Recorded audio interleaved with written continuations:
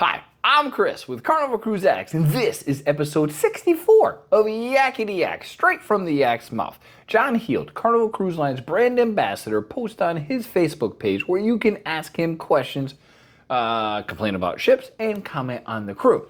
We take the questions, and we find the ones that are funny, interesting, or just straight rumors that he dispels, and we share them here with you. So on today's episode, we're talking about crew members only getting paid by gratuities, wallet-sized birth certificates, passports and the dates, kids menu at the Viaggio, probably saying that wrong, and funfetti cake, cheesecake to be specific.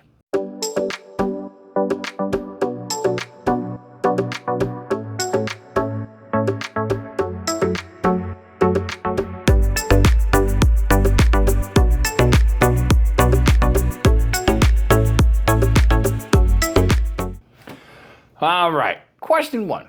This cruiser asked, can you confirm that some crew members only get paid by gratuities?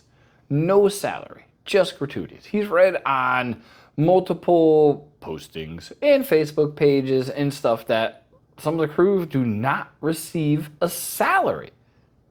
John said all of those people would be wrong, dead wrong. All crew members receive a salary. Some of those salaries vary from position to position, and some are complemented by tips. And of course, they're greatly appreciated, but all crew members, every last one of them, has a guaranteed salary while they're on their contract.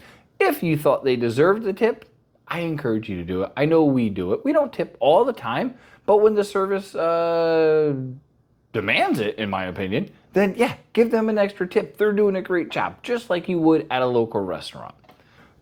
Question two, are wallet-sized birth certificates allowed? I didn't know those existed.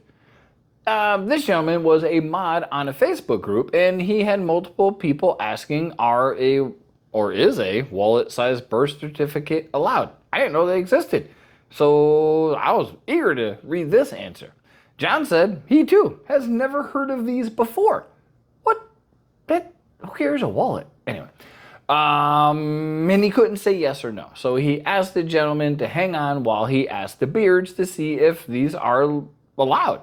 And he got back to him later that day and said, yeah, according to the beards, they are allowed. So you can absolutely have a wallet-sized birth certificate. It will be allowed.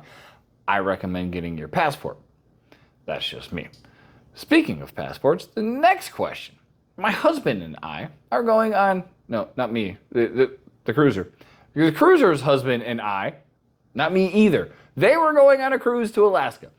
And they were asking, his passport expires in 2 months after they get on the cruise. Does he need to get a new passport before he goes on the cruise? John said no. It will be fine providing it is still valid when he returns back to a U.S. port. In this case, it did sail out of Seattle, so they would be back in Seattle.